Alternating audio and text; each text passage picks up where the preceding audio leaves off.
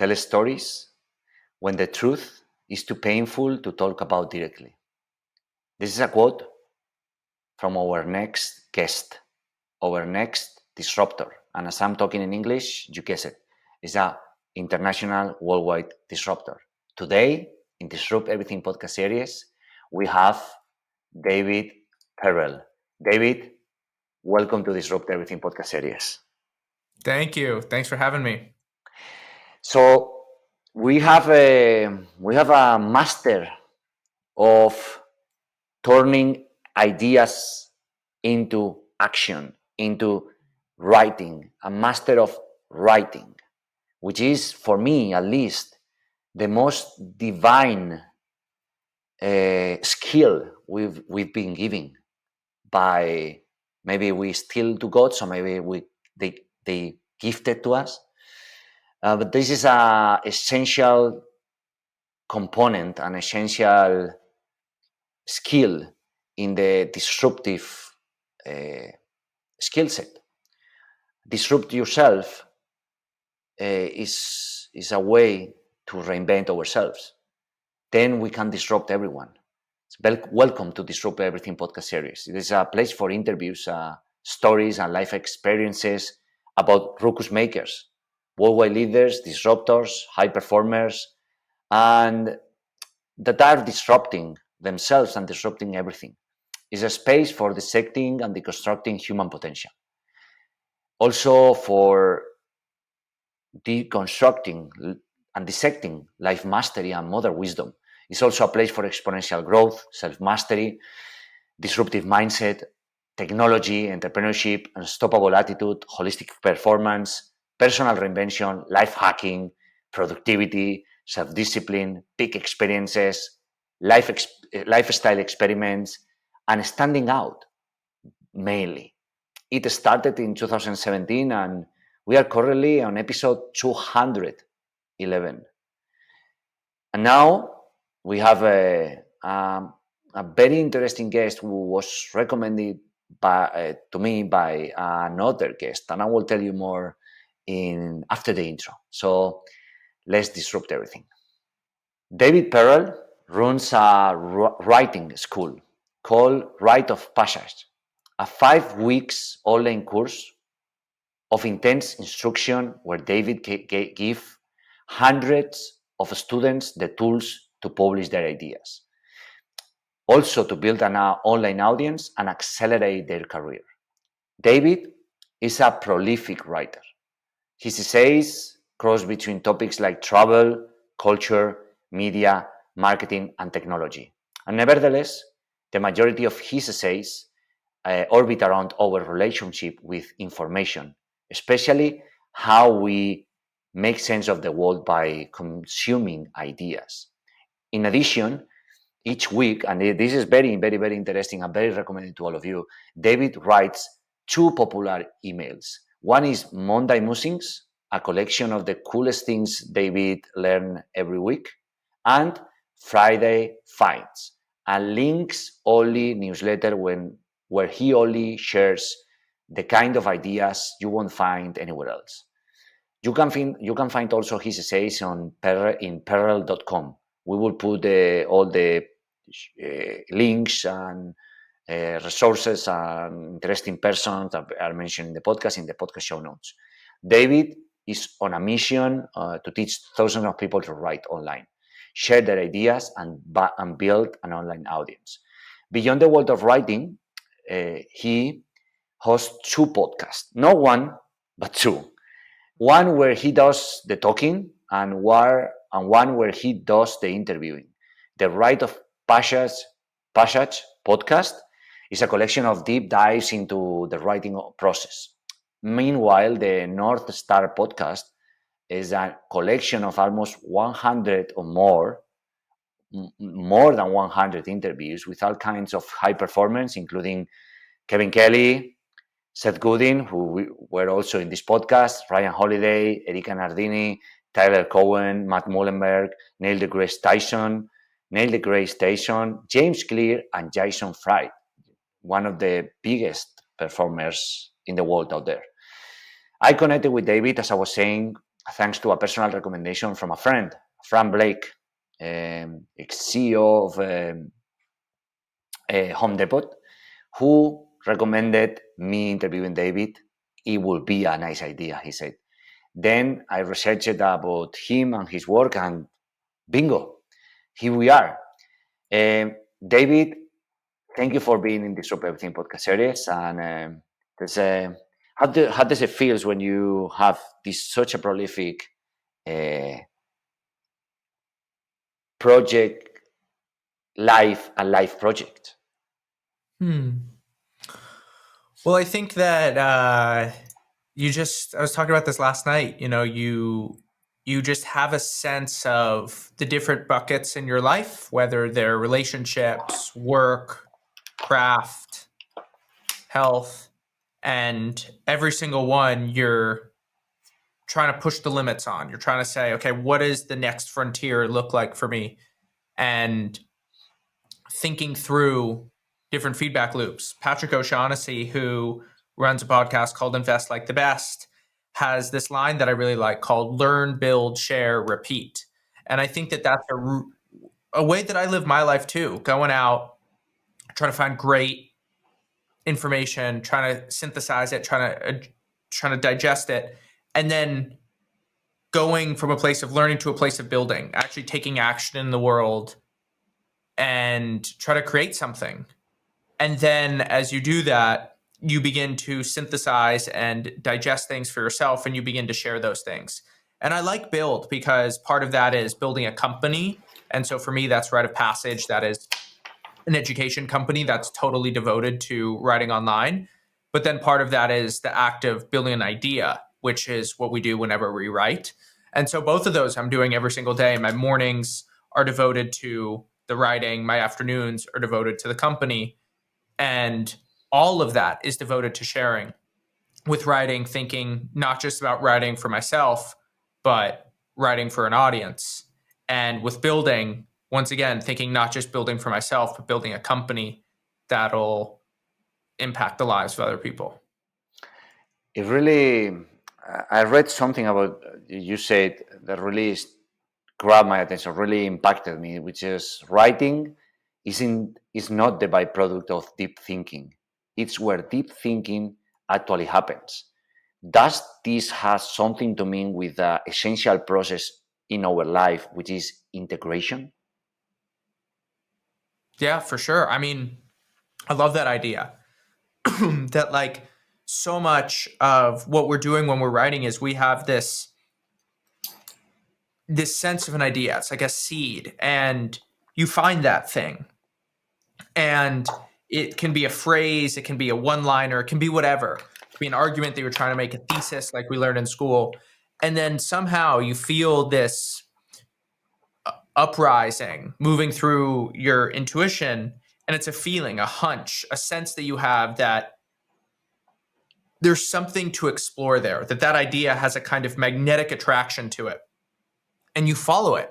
And what happens is we basically, like a computer, like humans are like computers in this particular way, where you have your working memory and then you have sort of like your long-term storage. And so for computers, there's like memory and then there's RAM. And what happens is when you write, so let me start. When you think, everything has to stay in your working memory because you're thinking about something, you're working through a problem, and as you work on something new, you still have to remember what you were thinking about before. And, if you ever watch like a mathematician work out a hard problem, they don't sit there and think. What they do is they get a piece of paper or a whiteboard and they start writing. They start putting stuff, externalizing their ideas and putting them, basically hanging them, freezing the frame of thought. And by doing that, they're basically saying, I've taken care of this. And if I need to reload that information in my brain, I always can. But now what I'm essentially doing is I'm taking units of my cognitive energy and I'm outsourcing it to the page. And then with those extra units, I can now think deeper about what's going on here. And so the reason why writing helps us think is two things. The first is that it gives us more working memory to work with because we can actually put stuff down on paper. And then the second is that our ideas freeze. And you'll know from, if you've ever practiced meditation or something like that, the brain skips, the brain likes to jump. It's almost like moving on lily pads on the top of a water surface when there's so much going on below. There's animals and there's life and there's plants and maybe little snakes down there. The only thing worse than seeing them is knowing that they don't exist, and all of a sudden they chop off your leg or something. And so what we do when we write is we actually go into the underworld of consciousness, and we bridge the intuitive self with the rational self, what we feel and what we can articulate. And then as we come back up to the surface, we see that, like a tree isn't just what's above the ground. There's actually a whole root structure that we can only explore once we put ideas onto the page. David, does this means like the more we write and the more we get deeper with the writing, the more capacity of our brain and memory and cognitive power can we use? Yeah, absolutely. I think so. And that is what the work is that you're doing whenever it is that you write. Every day when I sit down, I always feel like I'm on this outer edge of what I can achieve, which is I know enough that I know that I can go there, wherever there is. But I don't know so much that there is clear, right? It's almost like driving on a foggy road on the highway. It's like, where the next 20 feet are. Sometimes it goes up to 60 feet. Sometimes it goes 10 feet. Sometimes you go, I got to skirt around. I actually went the wrong direction. And then it's only after you get to your destination that you can actually look back and say, okay, now if I were to do this again, how would I do it more efficiently? What's great is we actually do this all the time when we talk.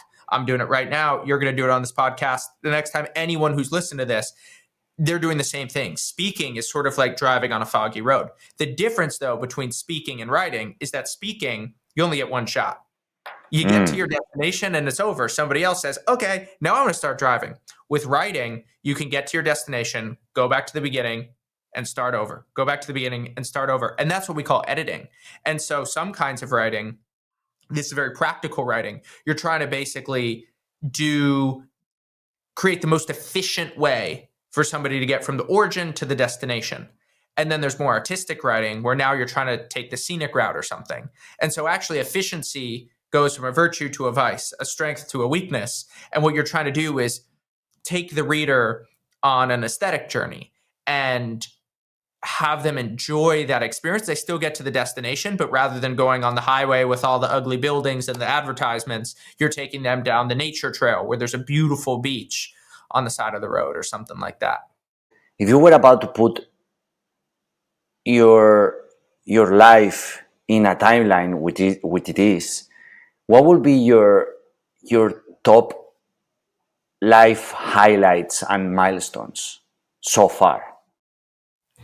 Yeah, I think there's a few. One of my favorite stories is I didn't do very well in school. And so as I was beginning to graduate from high school and move into college, I had horrible grades. And so I needed to find something that would work. And I was a decent golfer.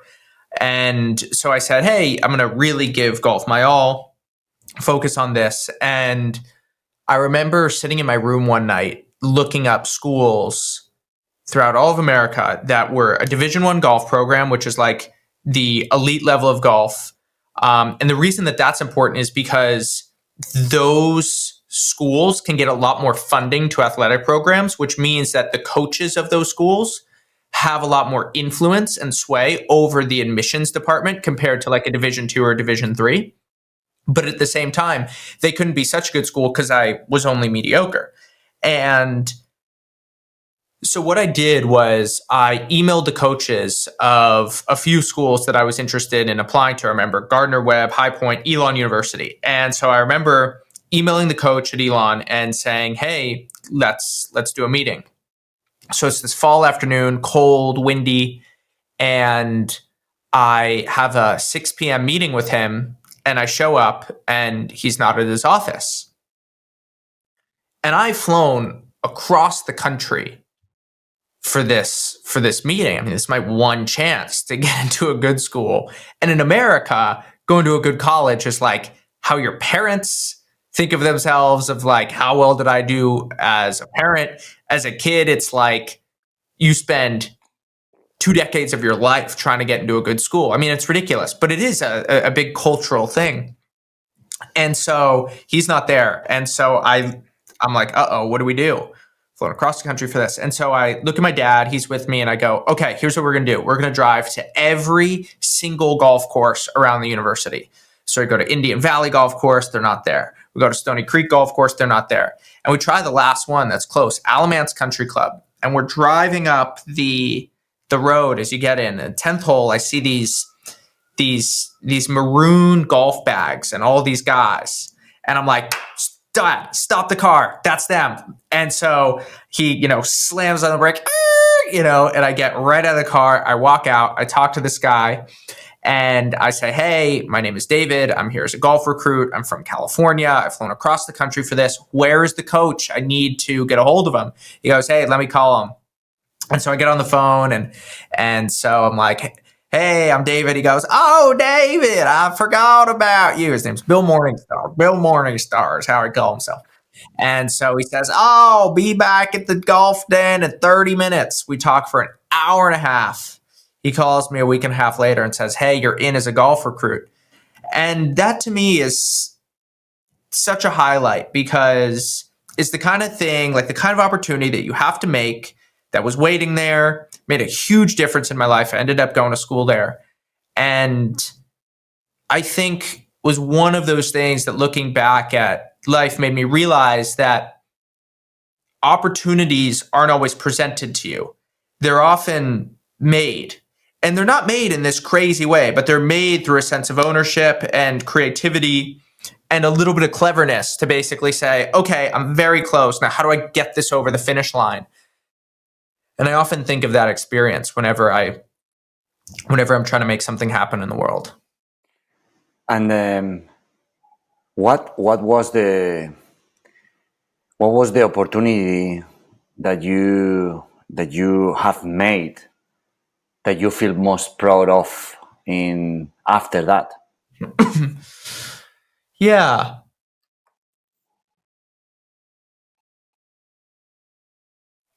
I mean, I just think constantly the project of Rite of Passage, the writing school that I'm building, is an answer to this question. If you were to think, okay, what can a writing school be that's founded by somebody with an audience in this day and age, this cohort-based course time, and it's a 5-week course run on the internet? Most people would say, okay, that's basically some grift run by some influencer who's just trying to sell back what he's creating. And, okay, you're just going to run a course, but like, really, what do you want to do with your life? I've had a lot of people say that. Really, what do you want to do with your life? You're not going to be doing this in a while. Like, this is just the first thing. And I'm like, hell no, this is exactly what I want to be doing, because a course is the wedge into creating a serious education company. Like, the next big education companies, I think, are courses right now. And it's going to take some time, but that's something that I see clearly. It's something I'm believing. Our team will be 15 to 20 people by the end of the year, and watching that come together, watching Rite of Passage grow into something more than just a cohort-based course, more than just 5 weeks for a bunch of adults who want to come together twice a year, to now launching a program for high schoolers, eventually doing something with business writing. I think that this whole project is about looking at how the internet has altered the economics and the delivery of education. It has taken education from being something that's local and super expensive to something that's global and fairly cheap to deliver. And the change brought on by that shift, by that single change in the variable of local and expensive to global and cheap, I think I'll spend the better part of the next decade or more really thinking through the implications of what that means. It's a powerful shift in the way we grow, in the way we do business, in the way we live. And I'm really highlighted that the courses are the next company educations. That's very, very powerful, and that's a good way to see how to evolve from course to education company, right? Yeah. David, how did you find that writing was your gift? I don't think it's my gift at all. And I think that that's part of the reason I do this. I was a terrible writer growing up. I basically read none of the books for all of elementary school, all of middle school, all of high school. I remember reading a book called Sula by Toni Morrison, like my junior year of high school. And I think it was legitimately the first book in my entire life in school that had been assigned to me that I actually read. And then even in college, I didn't read any of the stuff that was assigned to me for the first couple of years. Actually, my junior year of college, there was a professor, and she was known for being tough, but I'd heard through the grapevine that her classes were good. So it's my junior year. I'm 20 years old, and I walk into her office, and I say, "All right, tell me about this class, some philosophy class that you're teaching. I want to hear about it." And she's like, "Well, we're going to go through the history of Western philosophy. We're studying this person, this person, this person." I'm like, "Cool. Okay. So like how much reading, how much writing is it going to be?" She's like, "Well, you're going to have to read at least 20 to 40 pages every night. And then the only way you can come into class is if you write 750 words before, reflecting on what you read the night before. And then you can come in. We'll have a discussion about that every day." She goes, "This is amongst the most reading and writing intensive classes at the university." I stand right up, look at her in the eye. I say, "Your class isn't for me. Thank you very much." And I leave. Something changed during that year. I ended up taking another class with her a year later, and it was the best class I took my entire college time. And I think that that's why I do what I do. I think it's really easy to, if you're good at something, it's really easy to say, "Hey, this is what I do." But like a lot of what it is that you're doing is a gift. It is something that comes naturally to you. For me, those are things like maybe speaking or certain aspects of leadership or something like that. Or like hand-eye coordination. Like I have decent hand-eye coordination, and like, I don't know how you would teach that. I have no idea. Like that just comes naturally. But writing is something that didn't come naturally at all. Even my first job, I got laid off 3 weeks after my boss told me that writing was one of my biggest weaknesses. And so the reason that I do what I do is because it's not a gift. Because I've been there. I've been just like people who struggle to write, who struggle to get their ideas on paper, who have writer's block, who don't know how to structure their ideas, who don't have anyone in their lives who they can talk about ideas with. So then they have no sense for which ones of their ideas are actually worth sharing and which ones are totally obvious. And those challenges, those dilemmas are things that I had to work through in my own life. And the reason I share them with other people is because I came up with strategies to compensate for my lack of a gift. And so I've brought all those together into what I teach. Then how do you train this no gift every day? Do you have any special system or process? Yeah, totally. So the first thing is time. Like the time that you spend at the keyboard really matters. And so I'm up at 5 a.m. and getting going to write just so that I can spend that time in a place of deep work before the world wakes up and the pings come in. And so that is a huge part of my process. I've also written a newsletter called Monday Musings every single Monday for more than 4 years now. And it is that training. I've never missed a Monday, not once. And it is that training, that consistency, that discipline that keeps the ball rolling. And all of a sudden you look back and you realize that you've become a better writer.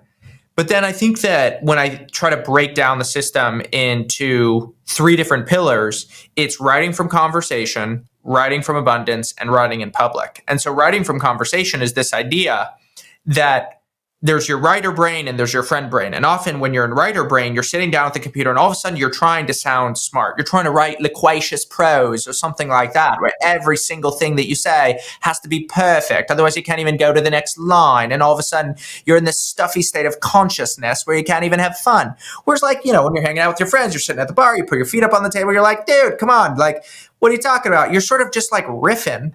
And actually that in that state of riffing, that state of having fun, that's actually when your really good ideas come out. So the first thing that helped me was this idea of writing from conversation.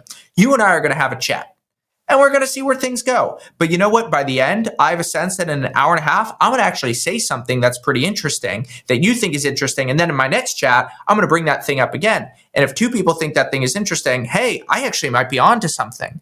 But then a lot of the other ideas that, hey, I thought that was really interesting, you're like, it's kind of obvious. I don't really have much to say about that. So that's writing from conversation. The second is writing from abundance. Rather than sitting down and looking at that blank white page of doom, that flashing cursor that's just waiting there, is what do I write? No, take a bunch of notes throughout your life. I'm always taking notes. I'm always capturing my own observations. I'm walking through cities and I literally, I don't take the subway. I won't take an Uber. I will literally go on a 30-minute walk and I will have to write 1,000 words of notes just on my impressions of the city. What's the architecture like? What's the vibe of the people? And what are the smells of the city? Always taking those notes. And then once I sit down, I see that there's so many things that were so obvious to me in that moment that I would have forgotten about had I not captured them. And so that way, by writing from abundance, by taking notes, I'm actually aiding my future writing process. And then the final thing is this idea of writing in public. Whenever we're taught to write, we write for one person, the teacher, and we spend all this time working an assignment. We hand it in. We get a bunch of red scribbles at the end. Hey, this could have been better. Hey, this could have been worse. You get one big grade and then you throw that piece of paper in the trash and nothing happens with it ever again. Whereas the way that I think about writing is, no, share your ideas in public. Actually put them out into the world and some interesting things are going to happen. You're going to attract people on your intellectual wavelength who are going to want to talk about those ideas with you. You're going to find people who want to give you career opportunities, who want to work with you. There's going to be all these things that come to you that happen once you share your ideas in public.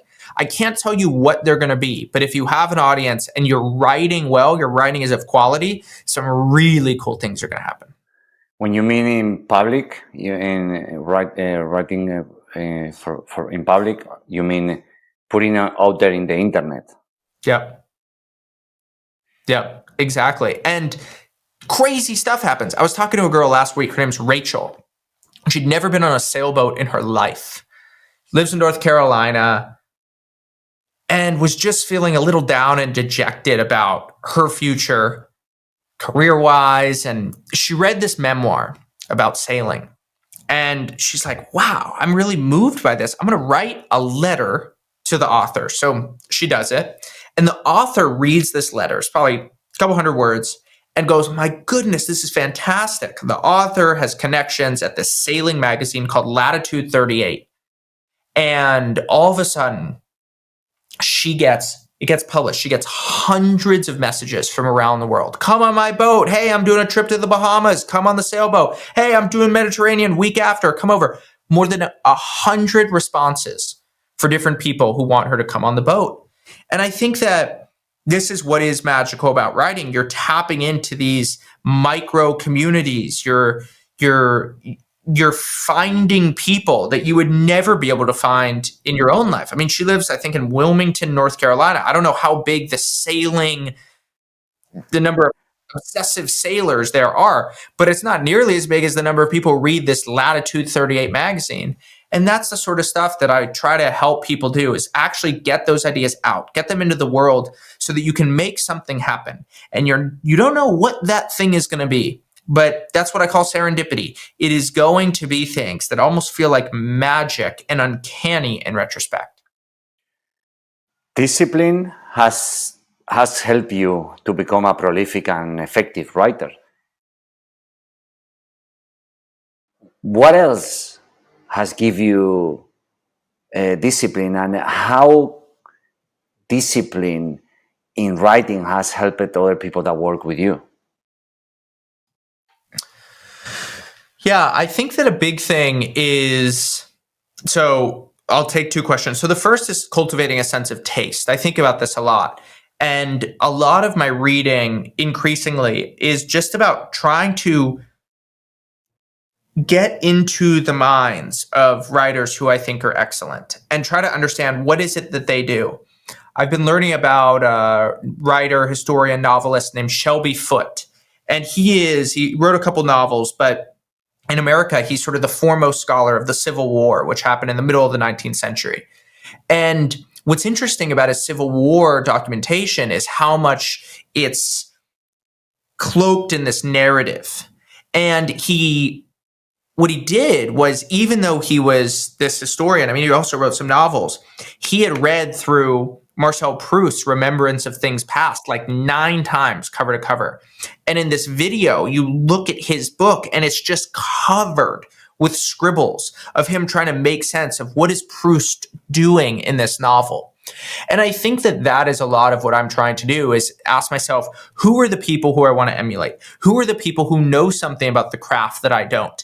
And how can I study their work, both to get the felt experience of, okay, what is it like to consume this, but then also to deconstruct what's going on? Why is it that with the way that the words, the sentences, the paragraphs, how is it in the way that they're organized that creates this pleasant reader, or this pleasant experience for the reader? And then how do I recreate that in my own writing? And then to your other question about work itself, I think a lot of what we're trying to do when we're running a company is write things so that they're not in somebody's head. If something's in your head, there's this concept called bus factor, which is basically like, how many people in your company can get hit by a bus and have something be a disaster versus how many could get hit by a bus and have nothing happen. Now, of course, you don't want anybody to get hit by a bus. It'd be terrible. But it's a great concept to say, hey, like, I don't actually want to be a bottleneck in this company. I need to get my ideas out. I need to write them, because ultimately what you're doing when you build a company is you're trying to build a manual and an operating system for how you make decisions.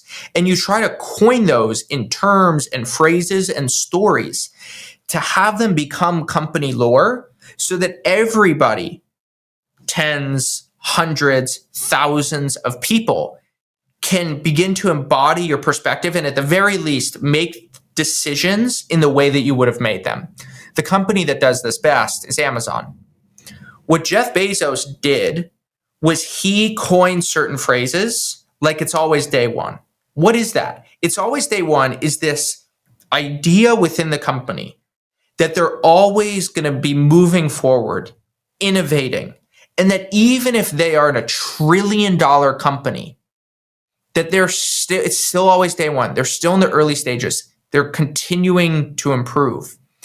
And it's phrases like that that have made Amazon a really special company. And it's why Amazon will see. But I think that out of any company of this era, they're best positioned to have the CEO leave and continue to thrive afterwards, because his concepts, his thinking is so well encoded into the company. I mean, actually, the clearest one, the best example of this is put the customer first. Put the customer first. And that's everything from, there's this old video of him in a 60-minute show where he's working on the desk, but the desk isn't a desk that he bought. It's like an old door that he got, and he's literally working on it, has his computer there. He's a multi-millionaire, and I think he actually might even be a billionaire. I'm not sure. And he's driving like this Honda car that's so lame. And so stories like that, he's trying to say, hey, we value frugality. And then there's other stories of him just being ruthlessly focused on the customer. What do they need? What do they need? We're going to do whatever it is. And now this is why buying from Amazon rocks. It's like, hey, if you don't like something, you can return it. No questions asked. And this is how he's been able to, he's not making all those decisions. He actually has hundreds of thousands of people who are thinking like Bezos and adopting his mentality, which I think is as close to brilliance as you can get on this planet. And so that's the importance of putting into the stories put it into words so people can relate, right? Yeah. David, so about writing, how can because you've been guiding people from zero to hero, right? That's the one thing I had in mind. Like, what strategy and tactics can someone use to go from zero to hero when writing online, when it's so crowded, when everybody's going for the clickbait, when like everybody's using the same patterns, same, sometimes even like tricks which are to more to manipulate than to create a attention marketing, as Seth Godin said, right? Yeah. Well, I think that you have to start thinking about who are the readers that you want. And there are, of course, all kinds of tricks that you can have, but the problem with using those is you don't get the readers that you want.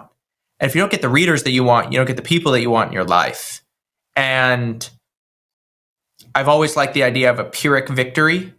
And this goes back to the time of the Greeks or the Romans. And it means that you won the battle, but you lost the war. And I think that the battle that you're asking about is, how do you build an audience? How do you make more money? How do you get a bunch of people to know about your name? But the war is, what's the quality of the people in your life? Are you working with dignity and honor? And do you feel a sense of self-respect for the work that it is that you're doing? Do you look at yourself in the mirror every morning and say, hey, I'm proud of what I'm doing. This is in alignment with my values, the person who I want to be, what it means to be a great human being? Or is it out of alignment with that? And I think that you just want to make sure that winning the battle doesn't mean that you're losing the war, because that puts you in a dark place long term. How do you do that? Have you been in such a dark place and you realize that? And how do you carry this virtuous path when writing? It's so tricky sometimes. Yeah, I think that it requires an awareness for how you feel when you read other writers and checking in with that. So if you feel frustrated by somebody when they write, what is it? Is it the cheap tricks? Is it the scammy promotion? What is it? You clearly have a respect and an admiration for Seth Godin. So what's behind that? I was thinking about this yesterday. I have that same respect for Seth Godin. Like, what is it about Seth Godin that makes him so admirable? And as I was working through this yesterday, I was thinking, okay, so one of the big things is there's a sheer volume to his work that makes it delightful. Also, you're getting something every day. So he feels like a friend. He feels like a part of your routine for years. Okay, so that's sort of the first bucket. The second bucket is you get the sense that he's trying to teach you first and sell you second. Seth Godin absolutely sells products. He's made a fortune in his career, but he's teaching you first. He's not hiding the fact that he's selling products. He's not shying away from it, but he's not leading with that. And then I think the other thing is he assumes that the reader is smart, not in a way that is stuffy or pretentious or over the top, but in a way that you get when, like, a grandfather sits you down and goes, hey, let's go for a walk. Let's have a chat. And the grandfather believes in you and starts forcing you and probing you to think in a more mature way, to ask, okay, what is it that you're really doing over there? And I think that that combination of being prolific, teaching before selling, and then assuming that the reader's smart in a way that invites them to think is why we both share that affinity for Seth Godin. And so as I then think about my own writing, what is it that I want to do? What are the things I want to push for? Seth is absolutely one of those people who I admire. And then you can take bits and pieces of those people that you admire, build your own wall of heroes, and somehow become the synthesis of all those people. And then you end up doing work that you're proud of, which is really the war that's worth winning. Mm-hmm. How do you take notes? You say that you take a lot of notes. As I see it, is a non-stop integration of everything that is happening, right? What's the best way for you to take notes? What's the most helpful for you? I think that there's a couple ways that I would answer this. So the first is taking notes from yourself, and then we'll talk about taking notes from other people, because you really want a combination of both. So with taking notes from yourself, one of the things I do is I use an app called Otter, Otter, otter.ai.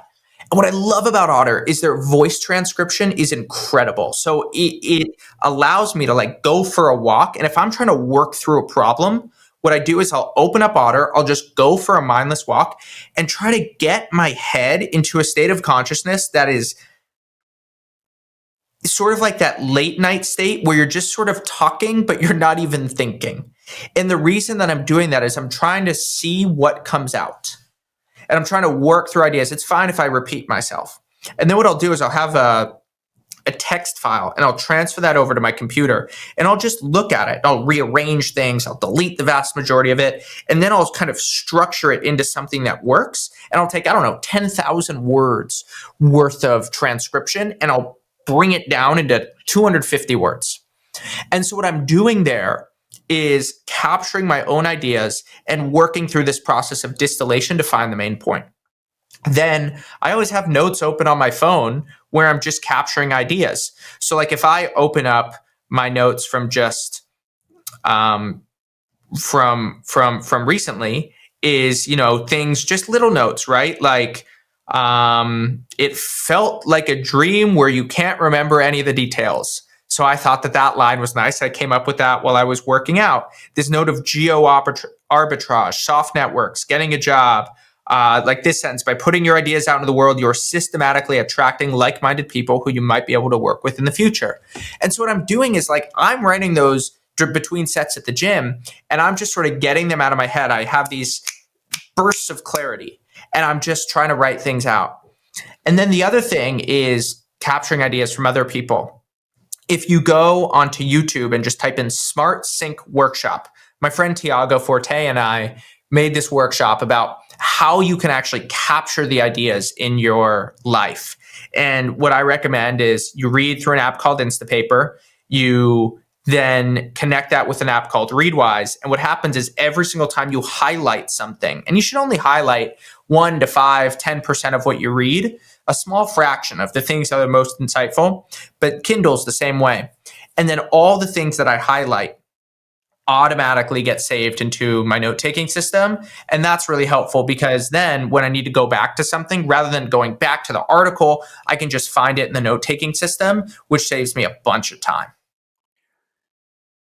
Hando, you were talking about shifting your state of consciousness. First is how do you work being aware and having a decent and aware and ready to go state of consciousness? Because do you work on spiritual practices? You work on meditation? Do you work in any awareness, different practice? I don't do a lot of those sorts of things. What I get a lot of value from is lifting weights and walking. And those times where I can do both of those are a big, relaxing reset for me.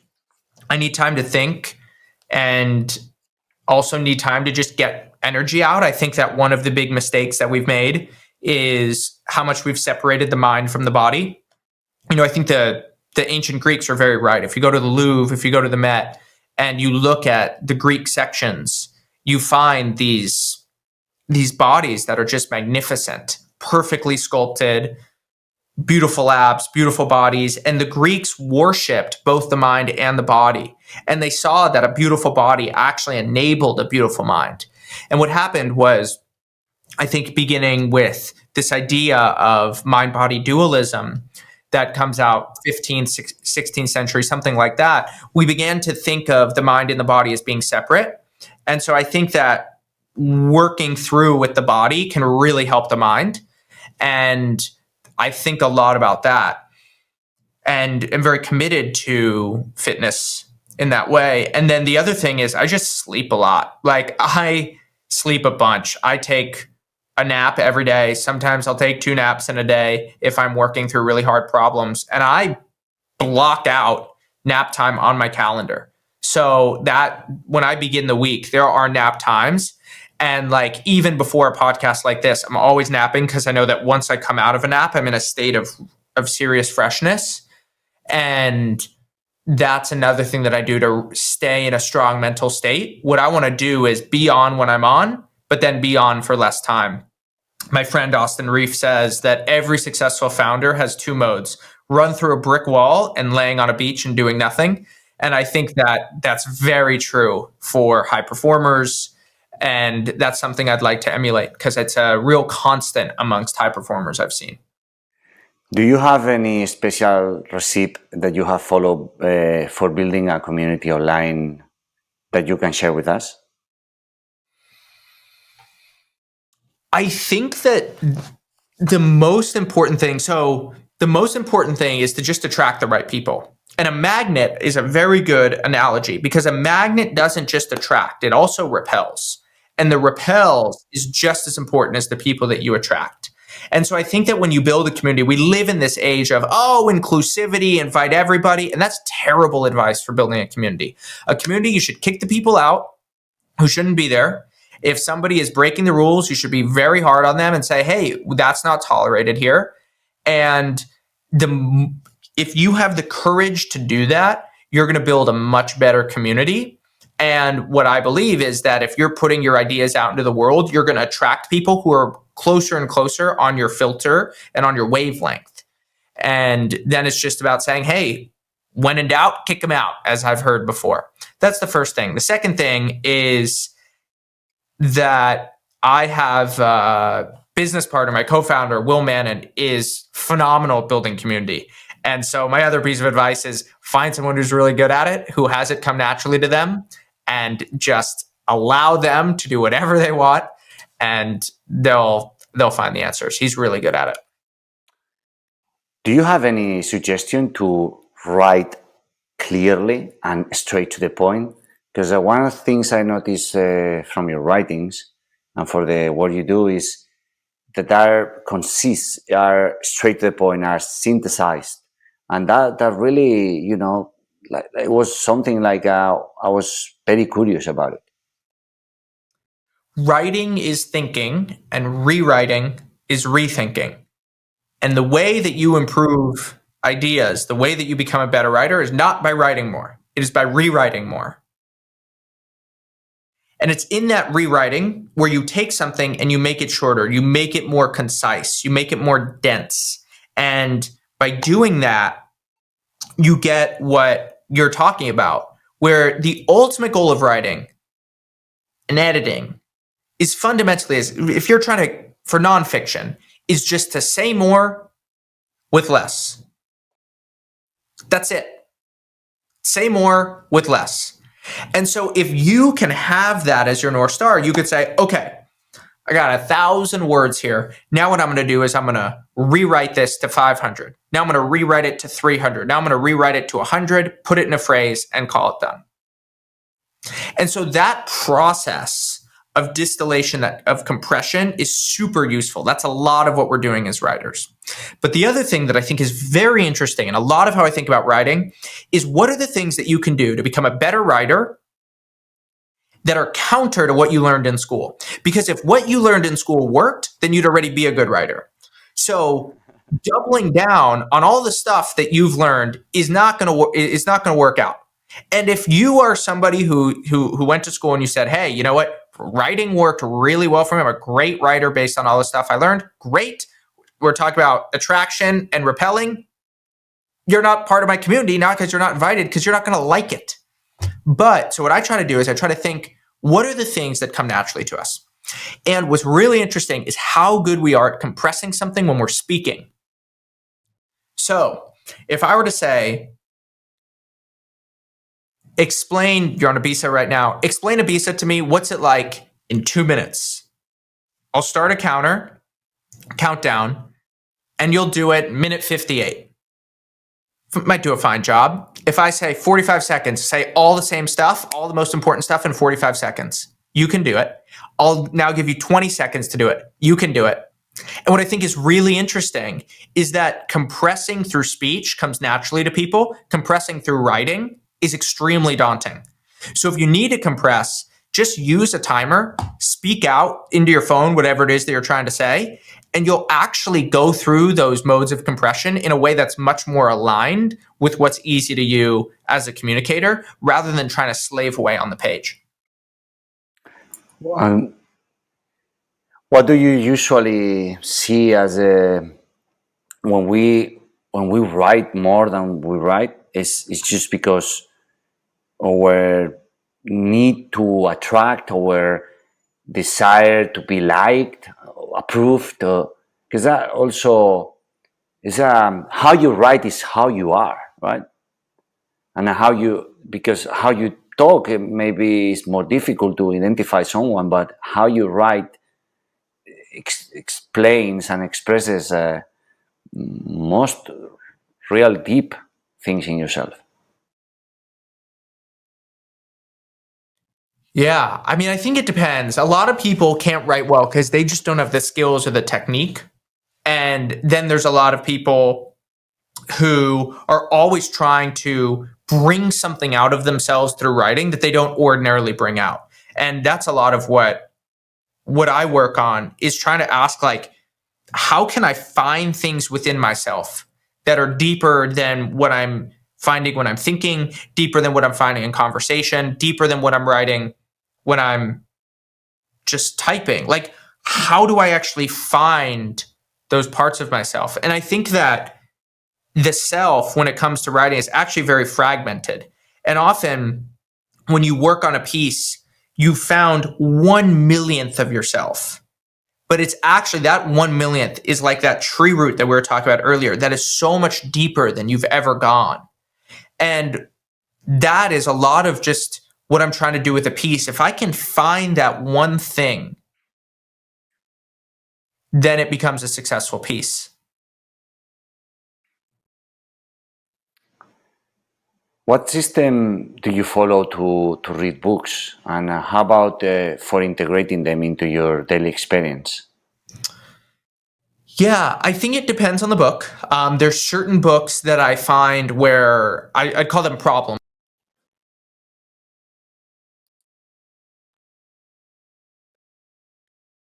I think, David, it has gone mute. Good? Sorry. Yes. No, all good. So I didn't answer that. Or did it just go mute halfway through? Before you were starting to answer. Oh, interesting. So with books, I think that it's a little bit different, because there's certain books that I read to enjoy myself. There's certain books that I read to solve a problem. And so the ones to solve a problem, very systematic, where what I'm doing is I'm reading, like right now I've been reading The Great CEO Within by Matt Machari, because I want to figure out, how do I become an executive? I've now have double-digit people on my team. Like, what do I need to do? What are the systems I need to build? How do I need to talk to people? What do I do when I get angry? What do I do when I get stressed? What do I do when I get excited and want to celebrate things? All those sorts of things. And those, I read chapter by chapter, and I begin to implement the things that work well for me. Pass along certain things to a team member. Hey, what do you think about this? Hey, let's talk about this. And then there's other books that I'm just reading for fun. And what I'm trying to do is read through certain frameworks to try to deconstruct what are they doing. So for example, I think a lot about this framework that I call pop writing. You want writing to be personal, you want it to be observational, and you want it to be playful. And personal writing means that you're saying something about yourself. And what's great about saying something about yourself is the reader gets a connection with you. But if you go too far saying something about yourself, then it becomes like a memoir and nobody cares. Observational writing, the O in pop writing, is making a point that allows somebody to say, I've never thought about that before. You see something about the world that I don't see. The problem with observational writing is when you only do observational writing without the other P's, your writing gets dry, it gets boring. And the third pillar is playful writing. Playful writing is great because it gives it life. It gives it personality. This is your friend at a bar who's making a joke. This is the person on the internet who has a coined term like FOMO. Everyone knows FOMO, fear of missing out. There's an element of playfulness. The issue with playful writing is if you only do that, then the writing feels cheap. It feels trivial. It's like, who cares? But it's actually in the synthesis of all these things, playful, observational, personal, observational, and playful, that you begin to have good writing. So a lot of what I do when I read is I just look, where is the author using all of those elements? How are they being personal? How are they being observational? How are they being playful? How are they using those different ingredients and bringing them together into their writing? And if I can just keep like a little David filter where it passes through my pop writing filter, I find that over time I end up becoming a much better writer. Sorry, went again. How do you cook a good start for writing an impactful book, or a piece of content to engage with your readers? How does it begin? Sorry, how will you cook a good start for an impactful book or a piece of content for engaging with your readers? Yeah, well, the beginning is really important. And the beginning is really important. And a lot of what I try to do is just have some kind of hook. So I have a couple different things that I go from, but I think that one of the big ones that I'll do is I'll bring them in with the story. I think that writers like Morgan Housel do this exceptionally well, where they'll say, hey, here's the story that you've never heard of, and you'll be flabbergasted. Oh my goodness, that is a crazy story. You'll read it and you'll want to say, oh my goodness, I want to read more. And then you get to the end of that introduction. It has a hook, almost like a Netflix show or something, that says, okay, we're done with episode 1. Now I want to watch the second one. And then the other thing that I often try to do is I try to summarize the entire piece in a paragraph or two. And what I'm trying to do there is basically just get to the essence of what it is that I'm trying to say. And that is the classic mantra from public speaking. Tell them what you're going to tell them. Tell them what you told them. And of course, you don't want to be that explicit, but it's a really nice framework to work through. And what I find about that is, first of all, you have the title of the piece, then you have that whole first paragraph or that whole first section which summarizes it, and it gives the reader a sense of where they're going, but it can also inspire curiosity. And often I like to just have a question. So it's like, I've given you the answer. It's done. But now let me ask you a question, create this state of curiosity in your mind. And then now what I'm going to do with the rest of this piece is answer that, so that now we have the scaffolding, the support for the main point that I made in the introduction. What are your, when you follow this framework, does this has any persuasion effect on the audience, or is it same as public speaking, or is you vary or change some things for the writing? Well, the thing with writing that you don't have with, or the thing with speaking that you don't have with writing, is the ability to enunciate. So as a listener, you're getting something very different from me right now than you are right now. You're getting something very different. And so we can do that as speakers. We can change our cadence. We go faster if we want. And sometimes we can slow things down. With writing, you can do a little bit of that with punctuation. But fundamentally, writing, you have different tools at your disposal. The first is you can perfect what it is that you're trying to say. If we were to read a transcript of this podcast, I'm sure that I could make it say much more in a third or a quarter of the words. But I can't do that when I'm speaking, because speaking, we're always in that first draft. We're always driving through the fog. We're getting to the destination, but we can't actually go back to the origin and say, okay, how do we do that better? And then the other thing with writing is word choice and phrases. And there's so many things, so many ways that you can be more precise in how you say something. And that precision is why it helps to have a big vocabulary, not so that you can show off, but so that you can be precise. So that you can be precise. That's what's key. Be precise. And if you can use those precise words, you can say things that get to a layer of resolution that your reader has never gotten to before. David, we're going to move to more rapid fire questions. Great. As we are heading to the end of the interview. What are your must read books in your favorite disciplines?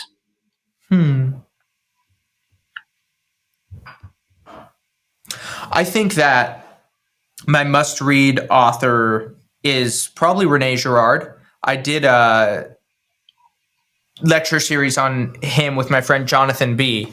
And you can just look up Rene Girard, David Perel on YouTube, and you'll find it.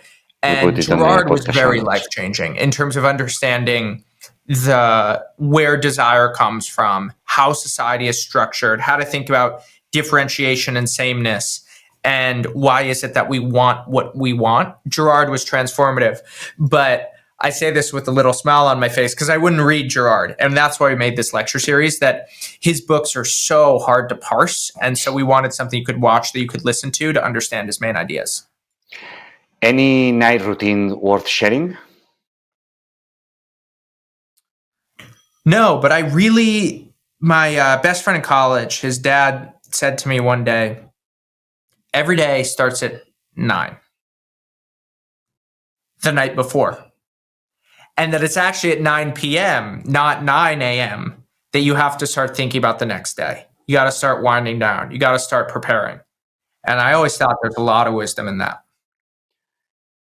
What's your life-saving gadget so far?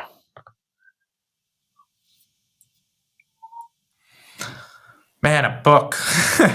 A book. I mean, a book in the iPhone, just I'd say 70 to 80% of my time on my phone is spent reading, learning, consuming information. And the iPhone is either a life preserver or you're on the life deck taker, right? And you're about to sink.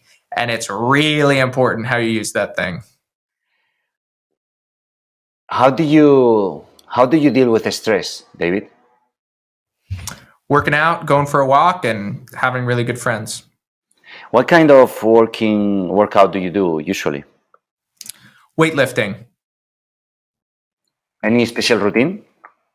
Not really. I had one a lot more, but now it's just about getting in there, getting sore, not being on my phone, and leaving when I feel tired. What's your mechanism or your key for working, living, and enjoying life as much as you possibly can? Yeah, I think that Usain Bolt is a really good model here. Usain Bolt, I was with a professional track and field runner last week, and I was asking her, what is it like to be in a competition next to Usain Bolt? I mean, the fastest man ever to live. And you watch him even 10 minutes before, and he's smiling, he's having a good time, he's relaxed, he's joking, he's got wide-eyed smile, and he's happy to be there. And there's other people, she was telling me, that it'd be 3 hours before a track meet, they won't even look you in the eye. It's like, calm down. And I think that Usain Bolt, he gets ready to go, he's on the starting block, and he's focused. He's as intense as anybody. As my friend once said, the 99% of Usain Bolt is like the most goofy athlete out there.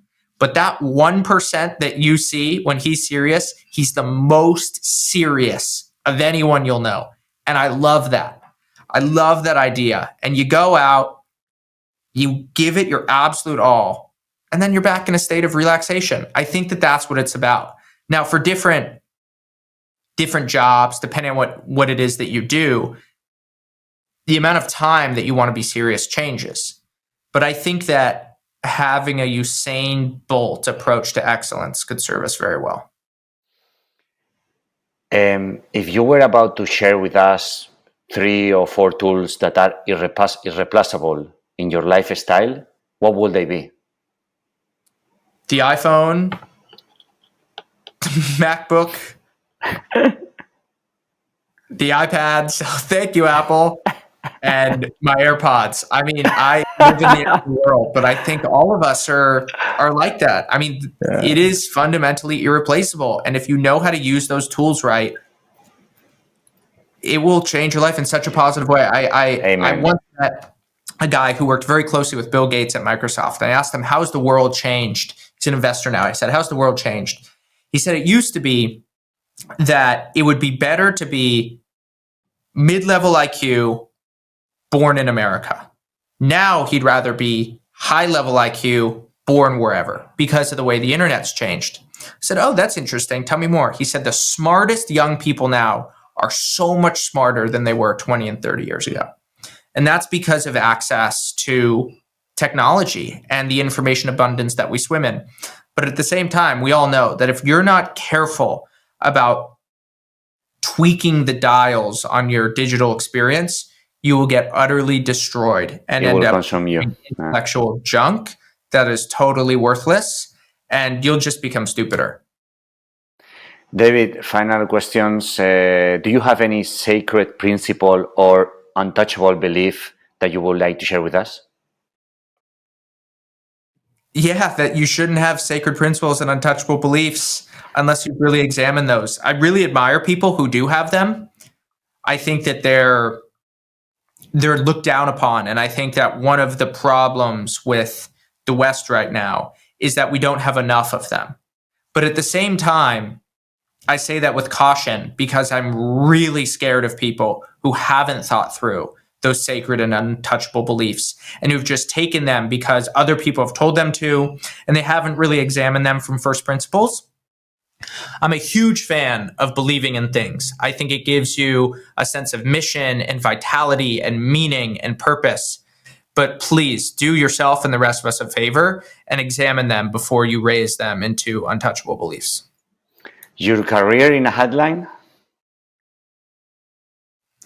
If you write, good things will happen.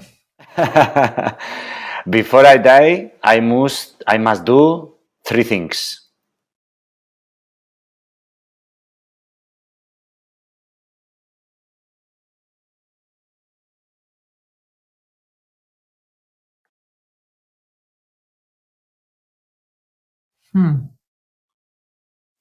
I think design a home would be a big one. I think do travel writing, have that be another one. And then I would like a time in my life where I can get back to being a scratch golfer. If you were about to publish and send a message to this audience, which you are going to, what will be your final message to anyone who is listening and watching this video and podcast interview? Share ideas on the internet. It'll serve you really well if you're proud of them, and just remember that you can win the battle but lose the war. You want to win the war. It's okay to lose the battle in the short term, but it's about winning that war. And share your ideas, but make sure that you're doing them with dignity and a way that makes you proud of what you're doing. Is there anything else you want to add, David? Yeah, if you want to check out my work, just look up Friday Finds Links. I have a giant list of links, and whatever it is that you're interested in, it's like 50,000 words, this page. It just goes on forever. And it's all the best links that I found in the past 5 years. Friday Finds Links, and then David Perell. And you'll see them. There's a little email capture at the top. Just enter your email address, and then I'll send you 5 links every single week. And if you're the kind of person who's curious enough to find this podcast, you're gonna love that page. When is the next cohort for the rite of passage? We have one October 2022, March 2023. And if you have kids, we're now launching a program for high schoolers called Rite of Passage Liftoff. And so subscribe to my email and you will get get information about that if you want your kids to be a part of Write a Passage and learn to write for the internet. We will make sure we put all the links in the podcast show notes. David, where people can find you apart from Perel.com? Is there any other social outlet? It's just that Friday Finds links, sign up for the email, and you'll start learning and getting a bunch of wild and wacky ideas from all over the place. David, final question for the audience. What will be your question for them? What's holding you back from expressing yourself creatively? This is the question. You are invited to answer for yourself in the social networks, in the comments of the podcast, in the website, in the podcast website itself, in YouTube, when you find it, and let us know. David Perel, thank you for participating and sharing with us your gift, which is beyond writing. And thank you for being disruptive. Thank you for disrupting us. And thank you for teaching us how writing and sharing ideas shapes the world. Thank you for hosting me. And one of the last quote before we leave is, one of the biggest flaws of our school system is that the majority of students hate reading by the time they graduate. From David Perel. You've been disrupted with David Perel. You can find him in perel.com. We share and the links. Also check out his podcasts. And this is it. You've been disrupted. And remember that if you don't disrupt yourself, someone or something will come and disrupt you, and that would be not that really, that would be a bit more tricky than disrupting yourself. So thank you, and let's keep dancing with life. Thank you, David. Thank you.